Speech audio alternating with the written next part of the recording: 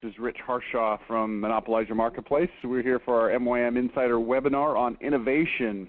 And this, I'm going to do a full disclosure before we start this webinar. And the disclosure goes like this. I first went to Disney World in 2011. Actually, I went when I was a kid, but I went in 2011 with my daughter for a band trip. Was so impressed with the experience that we ended up going back that summer with my entire family and doing the full Disney World thing again. So I actually did it 2 times within about 3 or 4 months in 2011. At the time, being the kind of person that I am, interested in things that work well, I ended up researching and then buying a biography on Walt Disney, and that book was called, I probably should have put this somewhere, but I'll just tell you what it was. It's called Walt Disney, The Triumph of American Imagination by Neil Gabler, or Gabler, I'm not sure how you say it, G-A-B-L-E-R, Neil Gabler. This is, according to my research, one of the best biographies on Walt Disney. So I'm going to encourage you to read that book if you feel like this is a subject worth your time. Now, let me tell you something. I've read a lot of biographies. It's one of my favorite types of books. Probably my favorite biography was the one on Steve Jobs. Give you a lot of insight into that guy's brain. But this one was right up there. I think it's kind of like a 1A and 1B in terms of some of the best books that I've read. In fact, I tend to listen to books on audiobook, and then if they're sufficiently good, I may go back and buy them as a hard copy or a Kindle version, which I did on this book. But I'll give you an example. On the Steve Jobs book, I first bought the abridged version, and it was about 10 hours long, with not nearly enough information. I went back and bought the full unabridged version, somewhere in the neighborhood of 30 hours long, and couldn't get enough. It was one of those kinds of books where you're disappointed when it's over because you just are sponging up the information. The biography for Walt Disney, similarly, was about 10 hours long, abridged, and 33 hours long, unabridged. And I haven't actually gone back to the unabridged version, but I think I'm going to do it. It's that good. This is interesting stuff. If you're a student of business, if you're a student of innovation, if you're a student of stick-to-itiveness, then it's a story that you really need to put on your radar. So I'm going to put it in your recommended reading list. Now, here's the full disclosure part of this. I read the book, was very fascinated by it, and I got the idea that I was going to do an Innovation Hour episode on Walt Disney about 2 years ago, almost 2 years ago now. And I put it on the calendar a couple of times, and every time that it started drawing close, I felt unprepared, even though I had spent a lot of time reading and highlighting and notating. And I think on 2 different occasions I pushed it off simply due to not having what I felt like was adequate preparation. And those of you who have been on my webinars before, I've been doing them for a long time, and one of the things I pride myself on is having a well-prepared webinar and making sure that when I cover a topic, it's covered thoroughly. There's a coherent flow from start to finish and so forth. And so here's the disclosure. I still feel like I am woefully unprepared to give this webinar, and I'm afraid it's going to be a little bit more disjointed than you're used to. And the reason is it's just such a massive topic. There's so much detail in the story of Walt Disney's life, and so many little teeny pieces and parts of it are so interesting and so telling and so descriptive of principles that are just outstanding to understand and to learn and to read that it's been a nightmare trying to assimilate it into a short 45-minute presentation. So I've really struggled with that, and I'm telling you right now that my encouragement for you is to take a little bit out of this webinar, hopefully get you excited about the topic. If it does, I'm going to encourage you to go pick up one of a few books that are excellent on this topic, and you can further your study yourself, because I'm telling you, the details of his life are absolutely incredible. It's really a fun read, and I think you'll enjoy it. So that being said, we're going to jump into this with just, like I said, I'm going to do my best to patch together a few things, and if you like it, great. If you don't, please don't send me a scathing letter. I promise I will do better next time. So that being said, let's look at the life of Walter Elias Disney. If you had to take and break it down and say, you know, what is it about this guy that's worth talking about, that's really kind of a funny thing. There's too many things to talk about. I think imagination, obviously, is right at the top of the list, and innovation. One of the things that stuck out with me most about this guy was his ability to persist. And I'll get into this a little bit more detail later, but I'm just going to tell you, you've heard a lot of stories about a lot of business people, and they all have their ups and downs and their struggles. That is par for the course. I mean, Steve Jobs was fired from his own company. But here's what's interesting about Walt Disney. This guy was flat, stinking broke for a huge part of his career, even after he was world famous, world adored, and one of the most famous people on the planet. The guy could barely scratch 2 nickels together, and the reason is not because the company didn't do well, it's because his fanatical obsession with doing things the best imaginable way possible. It cost the studio, it cost his company so much money that it was really hard to make ends meet. We'll get into a story later about the production of the movie Snow White, their first full-length feature film that was budgeted at $250,000 and ended up costing over $2 million to actually make. This is the story of this company, okay? So that being said, let's just go through a few of the things from an innovation standpoint. Let's talk about some of his innovations in animation. I think this is an interesting person because he's somebody that you probably know reasonably well because Disney is so, you know, pervasive in our society and our pop culture. But most people don't know a lot about the man himself. And I want to take you through some of the innovations that he made in animation. It's easy to look at his body of work and say, well, he was just really good at creating stories that people liked, and Mickey Mouse was a big deal. Well, I'm going to tell you, my interpretation of this story is not that Mickey Mouse was a big deal. It was the way that he treated Mickey Mouse, and I don't mean he treated him kindly and nicely. It was the way that he treated the animation that made a huge, huge difference. He did things that had never been done before, and people were so amazed by the techniques and the things that he was doing that they had never seen before. And the character happened to be Mickey Mouse, which was a big deal, that it allowed Mickey Mouse to become far more popular than other characters that were similar at about the same time. So let's just go through this a little bit here. The first major innovation he had was he put a human in a cartoon world. Now, he had a series. He had at least 2 major series that he ran before Mickey Mouse was invented. The first one was called, what was it called? The Alice, what is this called? Alice, all of a sudden I can't remember. They called them the Alice shorts. Short meaning it was a short film for, but it had a longer name. I apologize, I can't remember it. But anyway, it was the Alice shorts. And what he did is he took a girl, and there was quite a few cartoons at the time that took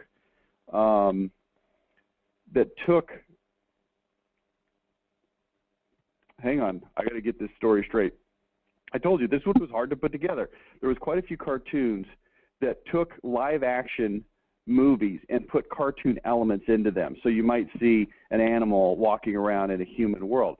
Walt said, I'm going to do something completely different. I've got to turn this upside down. I've got to make it something that people have never seen before. And he took and drew an entire animated world and then put a girl, she was 4 years old, her name was Alice, into the production. And it was very, very unusual. People had never seen anything like it, and it was very successful. Now, we'll talk about this a little bit later on. Financially speaking, it almost ruined him to create this, and in fact, the studio did go bankrupt, and I'll talk about that a little bit later too. But he was the first one to put a human in a cartoon world. Very, very interesting. People found that to be one of the things you have to consider as we go through this whole discussion is that we take a lot of things for granted now in 2013 that were a really, really big deal back then. So the next thing that he did is he's the first one to sync sound with motion. And this had never been done before in animation. All cartoons of his day were just backed with music soundtracks, symphony orchestra, whatnot. And there was no synchronization of the action to the music or to people or characters saying things. And he saw the movie. The first sound movie was what was it, The Jazz Singer with Al Jolson. And he saw this movie and he said, okay, this is what we're going to do. And he had an interesting way of approaching innovation. He would take, in those days, they were only working on short movies, ones that would be shown at the movie theater before the full-length feature film. The people would come into the theater and they would see the cartoons for a few minutes and then they would watch their movie. So he would take and experiment with things on these short cartoons because it really was not that big of a risk. If it worked out, great. If it didn't work out, that was okay too. So he decided he was going to do this. And I am going to find something over here real quick. Let's see. Okay.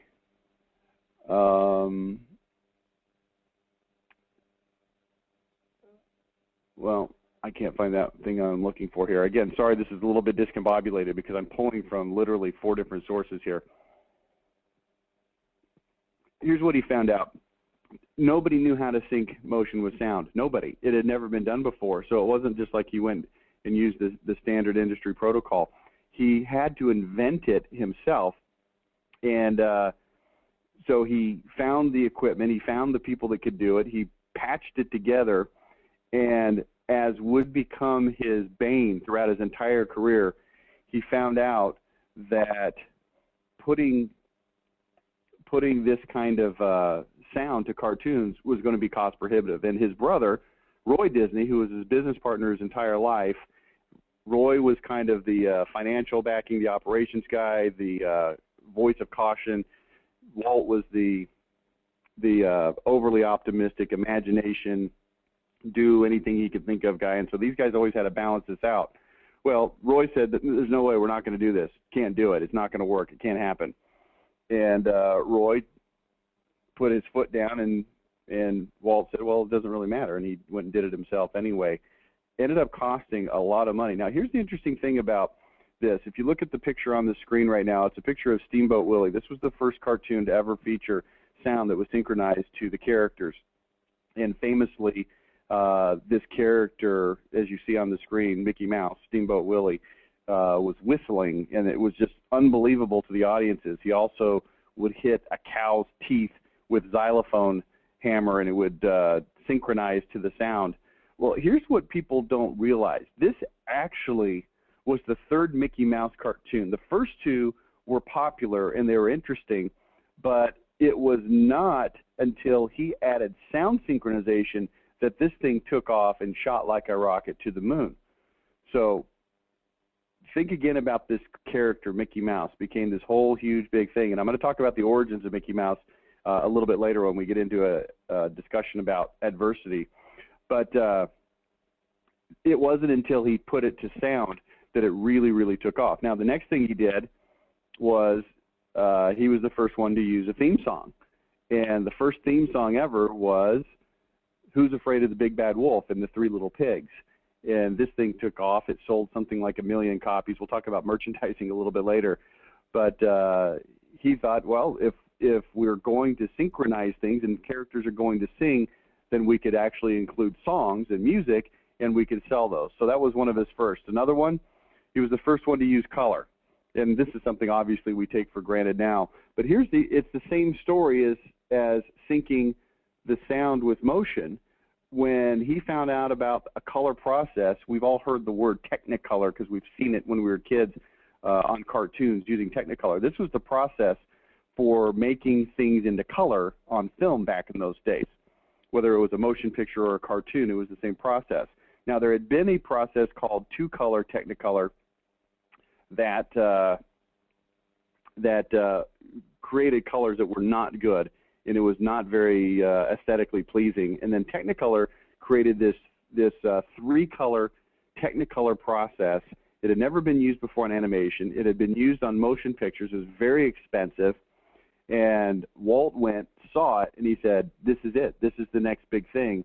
And he signed a 2-year exclusive agreement with Technicolor without telling his brother Walt, because it was too expensive. They couldn't afford it. They didn't have the money. But he signed the 2-year exclusive knowing that this was going to be a big deal. And they actually took one of their shorts. It was a short called Flowers and Trees in 1932. They had already almost completed the feature in black and white. He went and said to him, look, scrap the entire thing. We're going to start over. We're going to do it in color. And, of course, Roy was already incensed because they had made this commitment that they couldn't afford to the Technicolor exclusivity. And now he wanted them to scrap this short. 1932. And by the way, in 1932, financially speaking, the studio was extremely financially precarious. Long story short, they made the movie in color. You can go watch this, YouTube it. YouTube Flowers and Trees, Disney. You can watch this movie. It looks very, very primitive in today's day and age. But it was so spectacular. It was so unheard of. It was so unexpected by audiences. It actually won the Academy Award for animation that year. It was the first of what became 48 Academy Awards that Disney won during his lifetime. Flowers and Trees. So that was the first thing. The next thing was he was the first one to add depth. All of the cartoons up until this point had been drawn in basically two-dimensional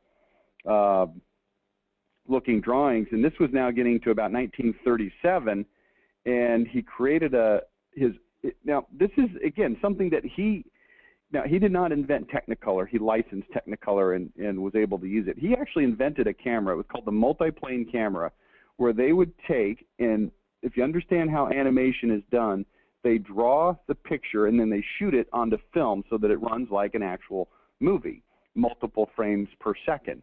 So it's not just drawing, it's actually taking a drawing and converting it into film. Well, what they would do is they would create these drawings, and then they would create a background drawing on top, behind a transparency of the foreground drawing, and they would create multiple planes. It had 4 different levels where they could move in and out different perspectives of the background so that it would appear to move further in the distance or closer into the foreground.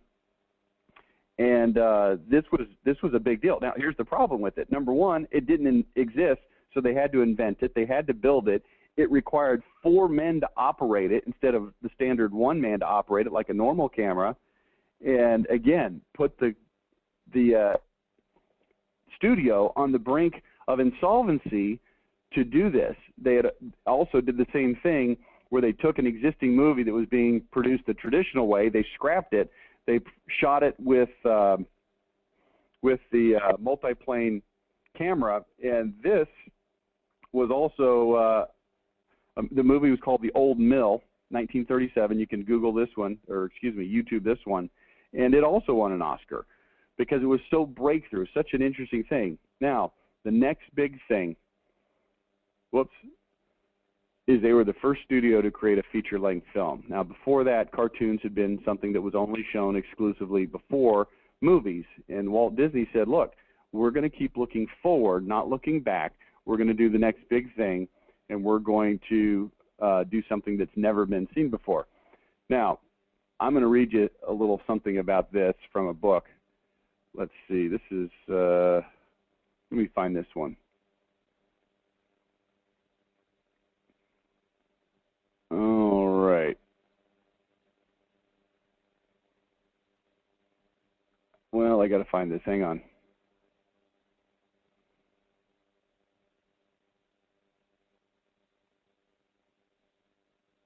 Sorry for not having this right at my fingertips here, but this is good stuff.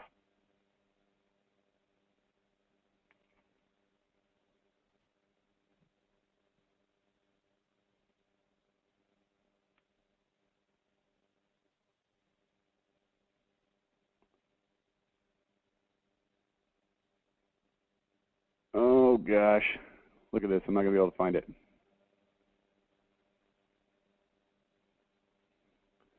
Well, so I'll just paraphrase it.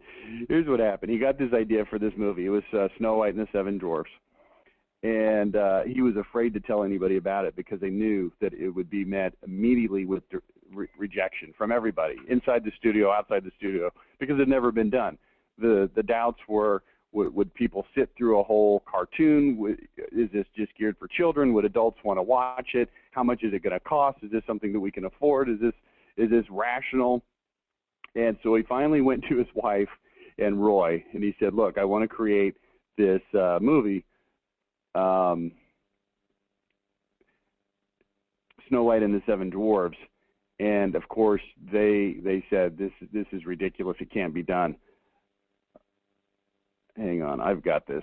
Just a second here.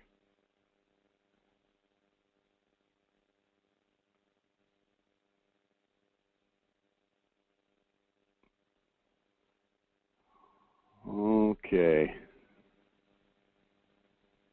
Well, I'm disappointed I can't find this quote.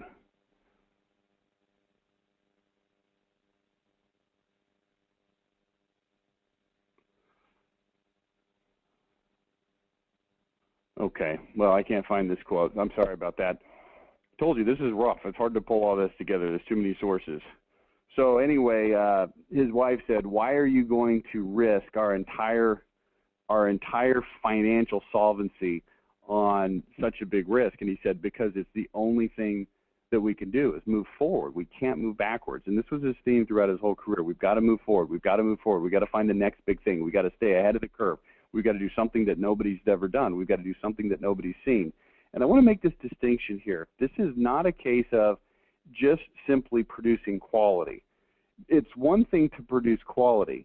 It's another thing to be first. And let's just take a pause and let's just step aside for a minute and take a quick look at this in a modern day situation. And I want to talk briefly about the competition between Apple and Samsung as it relates to tablets and smartphones, because this is an interesting scenario. You've got the innovator, which is Apple, who invented the smartphone as we know it with touch screens and so forth. And then you've got Samsung that comes along, and they create the Galaxy and the Galaxy S4 and all this stuff. And now more recently you've got BlackBerry coming out, and they earlier this week, I believe it was, the CEO of BlackBerry sort of taking a shot at Apple saying, hey, their stuff was great 5 years ago, but it hasn't really changed. And now we've got all these new things, and we're better and we're different. And the reality is this. If you look at this scenario, this is why Apple is on top, and this is why the other people are taking pot shots and they're not making it happen. It's because the one that gets there first is going to have the distinct advantage. Because here's the best upside that BlackBerry has right now. The best upside they have is that they're going to create a very high quality product in an existing product category. That's their very highest upside. Any innovations they will quickly find out, as has Apple.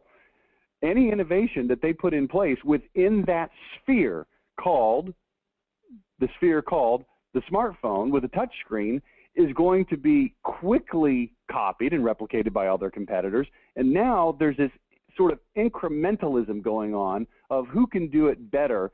And there's definitely competitors that are trying hard and trying to make things better and different. But it's all very minor innovation, incremental innovation, because the major breakthrough innovation has already been made. And this is where Walt Disney lived, in the world of what's the next big thing? What is the next category that we can tackle? We're going to tackle putting sound with motion. Everybody else started doing it. We're going to put theme songs. Everybody else started doing it. We're going to put color. Everybody else started doing it. We're going to make a full-length film. And the catch-up time for his competitors was typically 1 to 3 years. And by that time, they had set such a standard, they had set such a precedent that it was extraordinarily difficult for the competitors to catch up. So, here's what it says on the screen, always looking for the next big thing. And you might be looking at this and saying, well, that doesn't necessarily apply to us because we're not Apple, we're not in the electronics industry, we're not, Walt Disney. But you know what? I think that this is false thinking. I really do. Why would animation be any different? It's so easy for Walt Disney to sit there in 1932 and to say, well, cartoons are what they are, and that's what we do. And let's focus on story. Let's focus on characters. Let's focus on technique. And all of those things he did focus on, so that when he hit the major innovation, it was not just a major innovation, it was a breakthrough, okay? He was a pioneer in adding weight to cartoons, to putting background images that move, to making things more lifelike, to integrating shadows and movement and weight into cartoons. But those weren't the things that he was remembered for, okay? Those aren't how he changed the world. Let's go to the next thing, which is merchandising. This will be a little bit shorter. Now, here's the interesting discussion on merchandising. One of the themes that you see with Walt Disney is that they were always getting into other lines of business. And frequently, they were getting into other lines of business to finance their main line of business, because the main line of business was so innovative, was so new, and the audience was not there, or the investment required to bring the new innovation out was so great that they had to find ways to pay their bills while it was being developed. And that's exactly what happened with merchandising. Now, this is not a new category. There had been merchandising before, but they really took it to the next level. During the Depression, particularly in the early to mid-1930s, this saved their bacon. 3 million watches sold by 1935.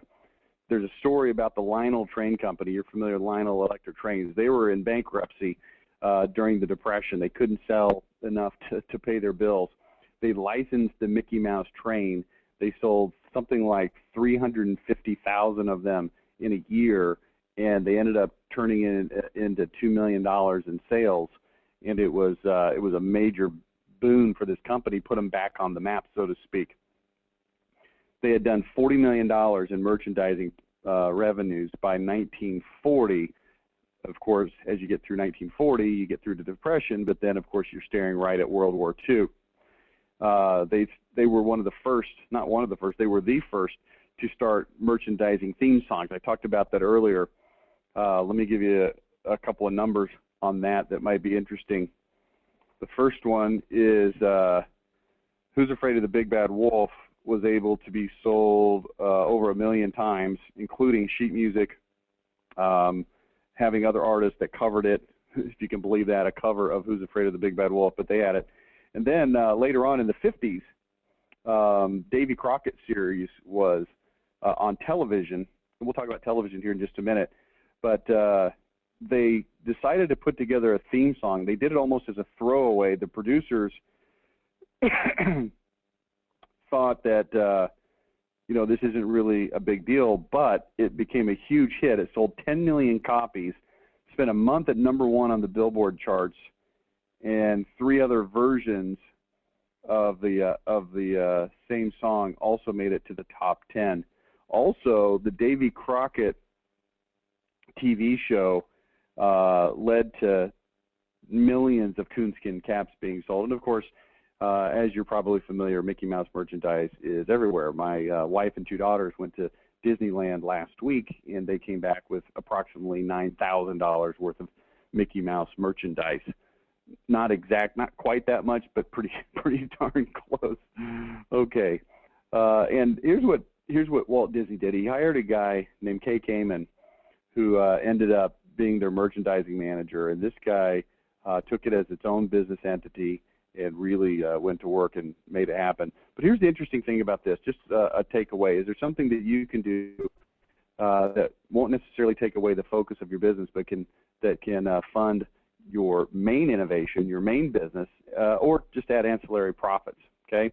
Let's talk about television. let's see here. Interesting thing about television. He saw the potential early and held on to his rights. Now, I'm trying to toggle a digital document here, so I'm having a little, that's where I'm running into this trouble.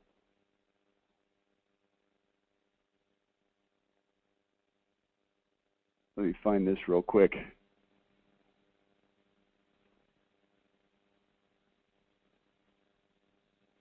All right, here it is. It says in 1936. Now, do you know when TV came out commercially? It really wasn't until after World War II. It was in the late 40s. It was about 1948. And if you look at the history of television in terms of adoption into American homes, it was very, very quickly adopted from about 1947 or 1948 to about 1952. During that 5-year period, it went from almost no TV to almost full saturation in America, okay? So this is 1936. This is a good dozen years before TV was even relevant at all. And there was an agreement with United Artists, who was their distributor, and at the time, the attorneys insisted on putting a clause in the contract asking Walt to sign over rights to exhibit his films on an experimental new technology called television. Walt refused to sign it. And here's the famous quote: "I don't even know what television is," he said, "so I'm not going to sign away my rights to something I know nothing about." Well, they ended up not signing away those television rights, and it became one of the very brilliant moves of his young career, because it went on to be one of the major boons to the company in the 1950s. You can understand what happened here in the history of the company. During the 1930s, they started to produce full-length feature films. The movie Snow White and the Seven Dwarfs came out in 1937. It went into production in 1934 at the height of the Depression. This is a company that was trying to get on its feet during the Depression. The movie was a massive success. It cost $2 million to develop. It did something like $8.5 million in sales, which was a phenomenal, unheard of amount of money at the time. It was earth-shattering. But then their subsequent movies, which was Dumbo, Pinocchio, and Fantasia, all did not that well. They started getting into World War II, and I tell you, the company struggled through the war. It was a very difficult period of time. I'll talk a little bit about that in a second. But here's what happened. As the 50s rolled around, they had had a major stagnation due to the war. When the war rolled around, they had to stop making full-length movies. They had to start rolling a bunch of short movies into longer ones. So in other words, they would put 4 shorts and call it a movie. Well, TV is what really got them back on the map when the 1950s hit. Okay? Uses a way to raise money for Disneyland, which we'll talk about here shortly. And Walt thought this was fantastic because it was a great way to get paid to make commercials. Okay? That's really what it ended up being. So let me see if I can find this. Okay, where is this?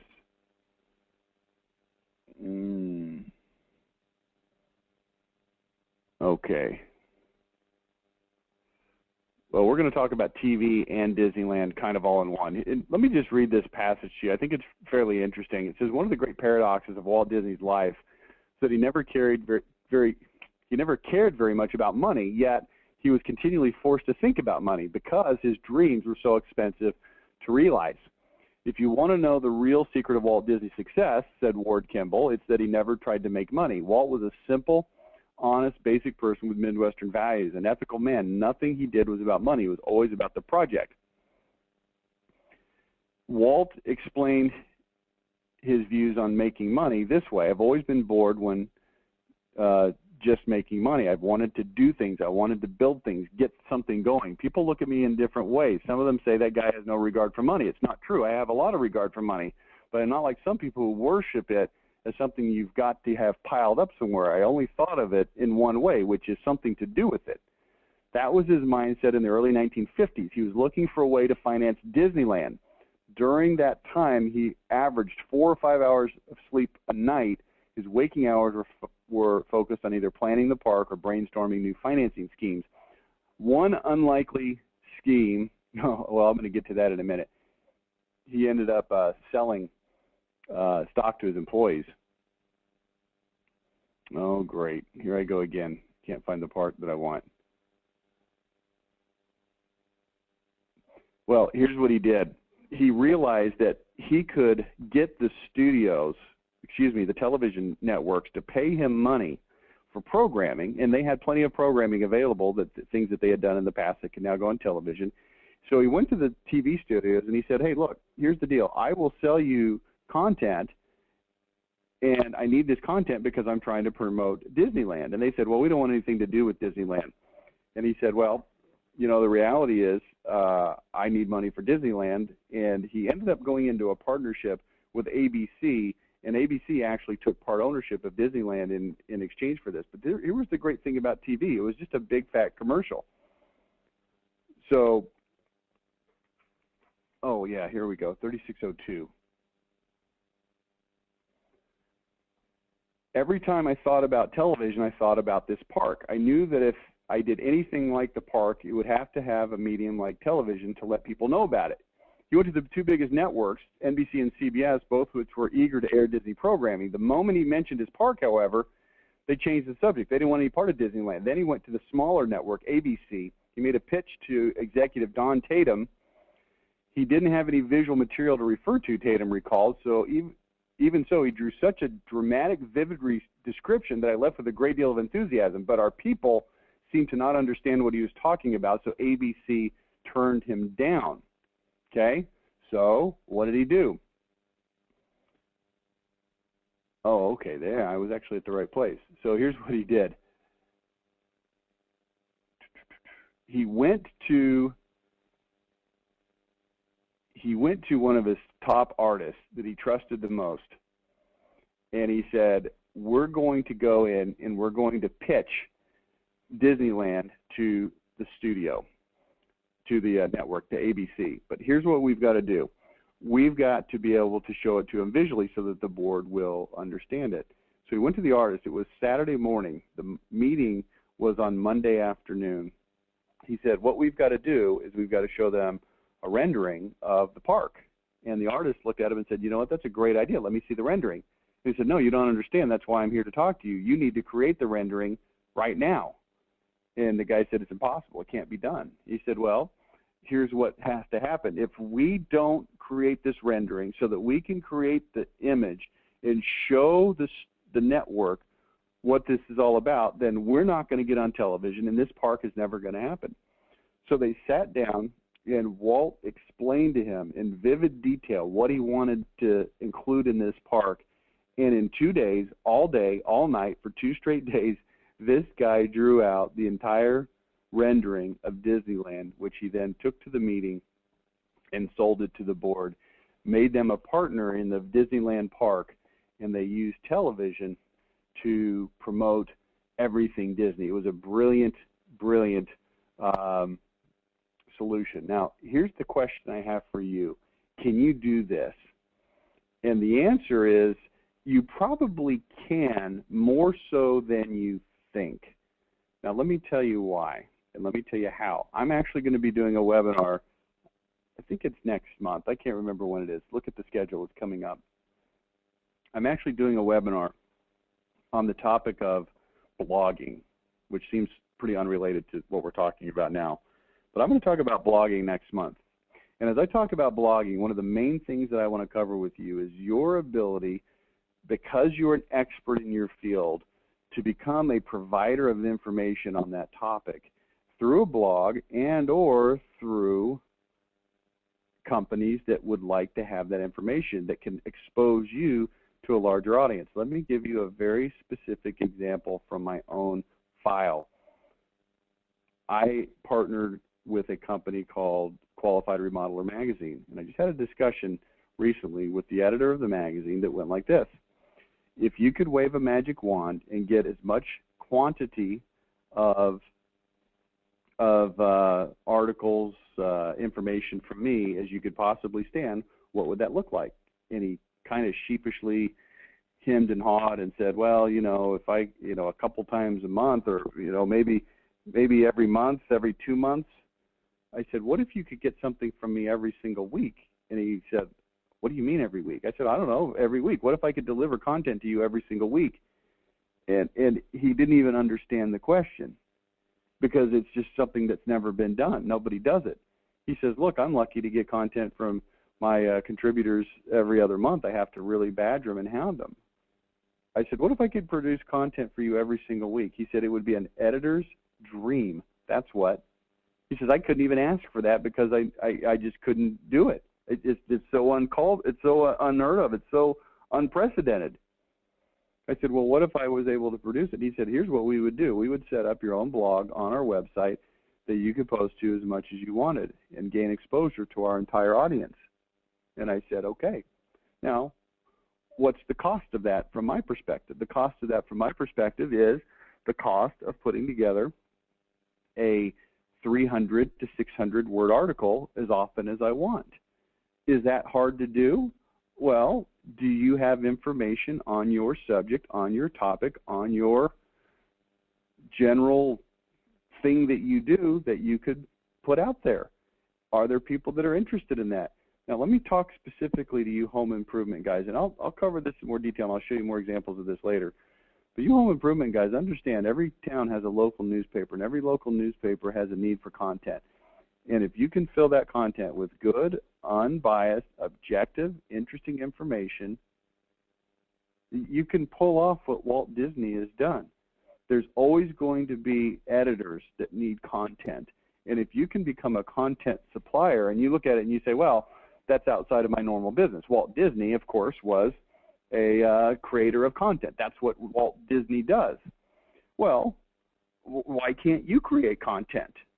You say, well, I'm just a roofer. Well, expand your horizons a little bit, because here's what's going to happen. If you do that, not only are you going to fill some content, not only are you going to get some eyeballs, but you're also going to get some really good links coming into your website from the local newspaper that's going to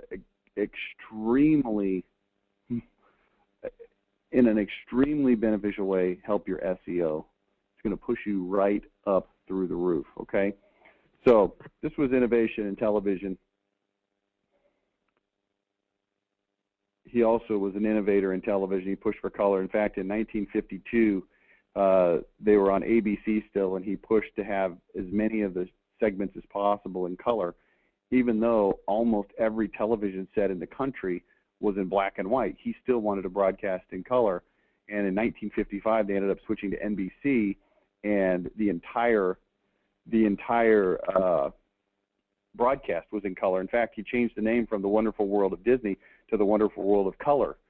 And you think the television set manufacturers were thrilled about this? Of course they were. It pushed everybody into getting color televisions a lot sooner than they otherwise would have, so that they could see this color stuff. If you're sitting there watching The Wonderful World of Color on your black and white television, you feel gypped. So anyway, always pushing the envelope, always pushing for quality. Theme parks you're probably familiar with. Before Disney World, Disneyland, amusement parks were unclean. They were nasty. There was nothing really for adults to do. He traveled the whole country looking at theme parks, amusement parks, fairs, everything, trying to find out what was best, trying to get ideas. He wanted what he called a complete immersion experience, where you could walk through that gate and leave the entire rest of the world behind while you were there. And if you've been to Disneyland or Disney World, I think he's pretty well accomplished that. After he created Disneyland, he felt like it was too small. It was not in necessarily a good area of town, and he wanted something grander, so he started the Florida project. He ended up buying, 27,000 acres in Florida. And if you know the story behind that, he did it almost completely in secret, buying up this land because he didn't want other people to find out what he was doing and start driving the land prices up. And, of course, he created Disney World. Now, I told you I went to Disney World twice 2 years ago. And just to give you a little bit of an idea of some of the things that are going on in Disney World, I actually went to Disneyland in 1999. And it was a good experience because it was interesting and it was fun, and I had two little children with me. but it was also a frustrating experience because the lines were so long that it became really not that fun. And so this was on my mind, of course, trying to find the best time of the year to go so that you're not hitting all the, peak times. When I got there in 2011, they had this thing called the Fast Pass. And this is genius. The Fast Pass is a little kiosk at some of the most popular rides. This is not at every single ride in the park, but it's at the biggest, best, funnest attractions. And you stick your pass that your ticket that you get when you go into the park into the slot at the top. You can see insert park ticket here. It's all electronically monitored, of course, and then it gives you a Fast Pass out the bottom slot. It's almost like an ATM. And you can see there on the right-hand side, that's a picture of a Fast Pass on July 12th, 2011. That's when I was there. And it says come back between 8:10, 7:10, and 8 p.m. So it gives you a 50-minute window. It's not always 50 minutes, but in this case it was a 50-minute window. And when you go back to that ride, there are two lines. There's a general admission line and there's a Fast Pass line. The general admission line generally is going to take anywhere from 40 minutes to an hour plus to go through. But the Fast Pass line, because they only dole out a limited number of passes, allows you to get in and ride the ride very quickly. Now, interestingly enough, earlier that same year in 2011, during spring break, I had taken my kids to SeaWorld. Now, SeaWorld is in San Antonio, the one I went to, and they had their own version of this Fast Pass, but theirs worked a lot different. Theirs was a deal where for an additional fee, so you pay whatever, $70 to get into the park, for an additional something like $30 or $35, you could buy a Fast Pass that worked for any of the rides any time of the day. So they would give you a wristband that would indicate that you were a Fast Pass holder. I don't even know if they called it Fast Pass. They probably called it something else because I see here that Fast Pass is trademarked. Duh, it's Disney. But nevertheless, they had their Fast Pass, so to speak. But it was a lot different experience because only the people that were willing to pay the extra $35 were able to use these Fast Passes. And me, being impatient, decided to buy that for my family. So we did have the Fast Pass at SeaWorld. And I'm going to tell you, it was a really awkward experience because here's what would happen. Everybody in the park knew that there was a Fast Pass line. And let's say that maybe only 5% of the guests had actually bought the additional Fast Passes.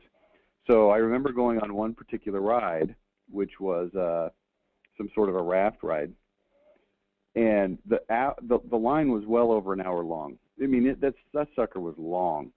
And we went to the Fast Pass line, walked straight up to the front, and in so doing, we ended up walking past the other line where all the other people were waiting, and they were looking at us like we were privileged jerks.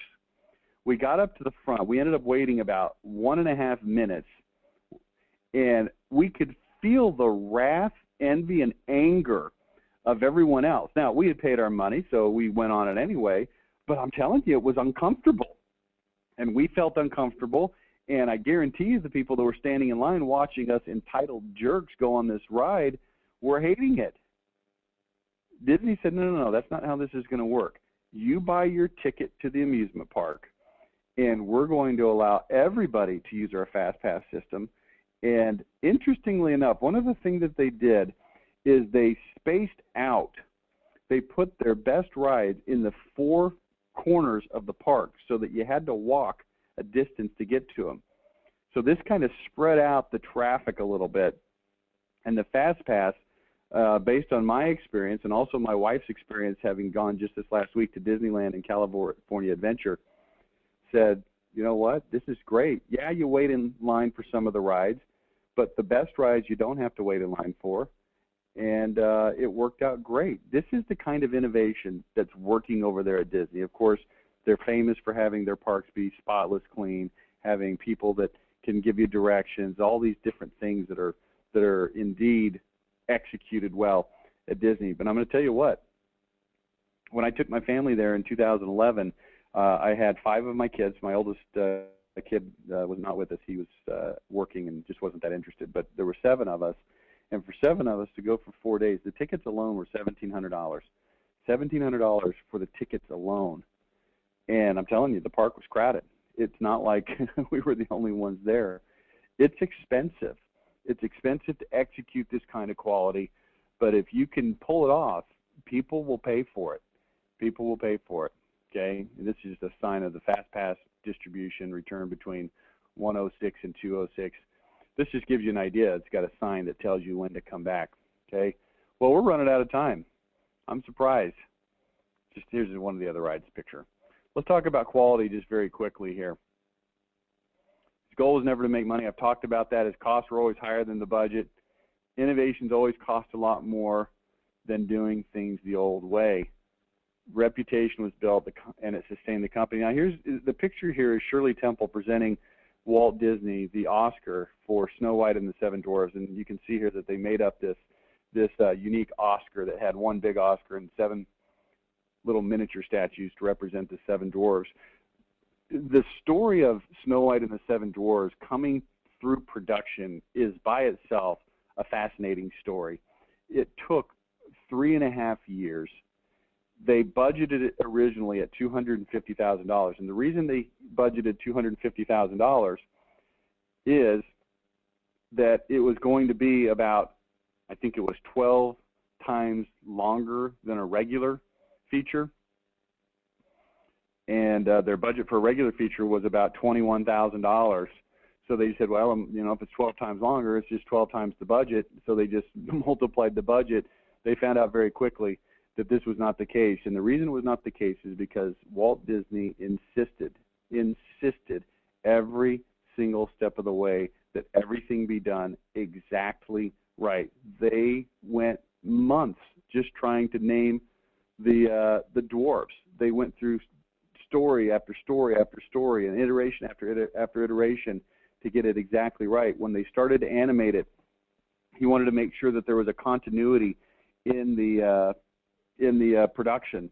There was 2 major philosophies that they could have followed. One of the philosophies was you have a single animator who draws the same character through the entire movie, but that leads to a discontinuity perhaps within a scene, or you could have a single animator that works on an entire scene, but that then potentially leads to a discontinuity throughout the movie.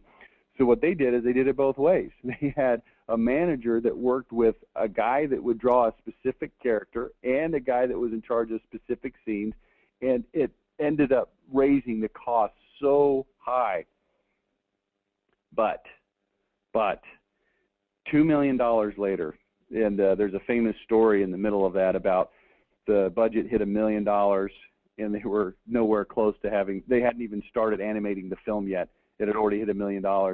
It hit $1.5 million. They're borrowing money from the Bank of America like crazy, and they still hadn't started animating it. They've only got something like 4 months until it's supposed to premiere, and they've been spending all of this time on all these technical details. And when I say they had animated, they hadn't started shooting it to film. So then there was a famous bank meeting where they had to go back to Bank of America one more time, and they took and patched together sort of a final version of the movie, but it had a bunch of sections that were just pencil drawings, black and white. The ending didn't even exist. Long story short, they show it to the executive at Bank of America. He sits watching it expressionless, says nothing, no tip of the hat to what he's thinking at all. Meanwhile, Walt and Roy are sweating bullets. They think, "Oh my gosh, we're not going to get the money." If they didn't get the money, it was over. Of course, Bank of America was already invested. They knew that if they didn't loan more money, that they were going to lose their initial investment. The studio was going to go broke. So they finally walked outside. They walked the guy to his car, and he just looked at Walt and he said, "That film is going to make you guys a hat full of money." And they lent the money, they gave the additional loans, and sure enough, it grossed $8.5 million. One of the things that they found out is that they could re-release their movies every 7 years, and Snow White and the Seven Dwarfs, in its entire history of the movie, it's been re-released by Disney something like 8 times, every 7 to 10 years up until I think 1993. I don't think they've released it since then. Of course, DVDs, Blu-rays, all those things have been released. It's grossed something like $450 million, but if you adjusted it for inflation, it's one of the top 10 grossing movies of all time. It stands the test of time that well. So quality first, how could you do that? That's a whole different discussion. Let's talk quickly about adversity, and then I'll let you go. His quote, "All the adversity I've had in my life, all my troubles and obstacles have strengthened me. You may not realize it when it happens, but a kick in the teeth may be the best thing in the world for you." And I'm telling you, he had 81 feature films, 48 Academy Awards. His name is synonymous with quality, wholesome, family, excellence. But adversity was his constant companion from the very first day. When he was a kid, he was his dad was tyrannical, beat him up. I mean, it was just an unpleasant childhood. That's where the idea for Disney World came, a place to get away and to escape and to have a family place. When he was 22 years old, he had a company called Laugh-O-Gram. They had gone and raised $15,000, a tremendous sum of money at the time. And this was 1922 or 3. And this is when they were shooting the Alice movies, where Alice was live action in a cartoon world. And the company failed. They filed bankruptcy. And instead of being depressed, he just got on a train, went to California, and started another company. Just did not get him down at all. Then he went and sold the Alice cartoon. He had one film version of the Alice cartoon that he had produced, never sold it. When he started his new company, sold that cartoon, started getting some money. The stories of Walt Disney getting screwed over by business partners in the early days and distributing companies are legendary. Just mistreated and done wrong over and over and over again. Finally, he created a character called Oswald the Lucky Rabbit, and it became very, very popular. And the distributor ended up, through a contractual technicality, ended up taking it away from him, taking ownership of it, actually lured away his top animating staff, and felt like the asset was the rabbit and the asset was the animators, and felt like he could break Walt Disney. And Walt Disney said, you know what, it just doesn't matter. And he was coming back from New York, where he had just gone through this meeting, where he had just learned that he had lost his character. He'd lost most of his staff to this guy. There were several guys that screwed him over, but this particular one. And it was on that train ride back from losing Oswald the Lucky Rabbit that the idea for Mickey Mouse came. And he said, you know what, I've got to keep moving on to the next thing. And he came up with the idea for Mickey Mouse. There's a famous story how the original name was Mortimer Mouse, but his wife thought it sounded too old-fashioned, so they updated it to Mickey.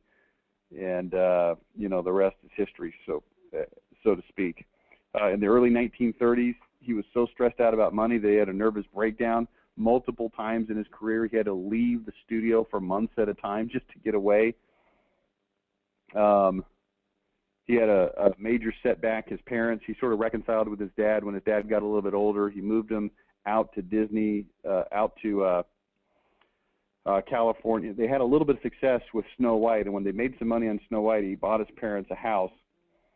Don't take that story to mean that he became rich, because they ended up going into huge debt right after that because of Dumbo, Fantasia, and Pinocchio. But they bought a house for his parents. The house ended up having a problem with the heating system.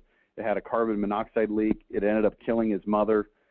It injured his father. I mean, just terrible experiences, but he bounced through it all. I mean, what else are you going to do?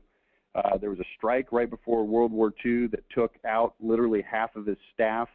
Big, nasty. The story surrounding that it's a story of betrayal. He was betrayed by some of his most loyal employees, and they tried to take down the studio. The war hit in 1941. The day after the war hit, because of the location of the studio, the United States Army rolled in 500 troops, took over his studio, literally the physical facilities. They ended up doing work for the United States government. They created a film encouraging people to pay their taxes because the government needed more money.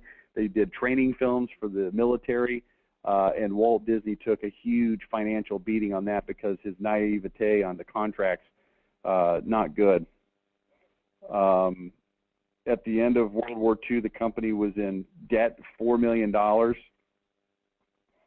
and he still had the wherewithal to look forward to television, building Disneyland, and you know, the rest is history. So I think that's where we're going to end up here. Again, I apologize if it's a little bit disjointed. It's a little bit of a scattershot approach to this topic. I would encourage you to read the book if you're interested. I'm telling you, it's fascinating. It would make a great movie. The problem is the movie would have to be 25 hours long for it to do any justice to it. So just read the book and enjoy that. And hopefully this has been an interesting little hour for you. I apologize for some of the fits and starts with trying to find some of the information, but I'm literally toggling 2 computer screens, about 5 different printouts, and some different kinds of information. So there's just a lot there. Anyway, that's it. We're going to be back with you in a half an hour, a little bit less than a half an hour, with our Insiders Open Forum. So I'll talk to you then, and we'll go from there. Thanks. Talk to y'all later. Bye now.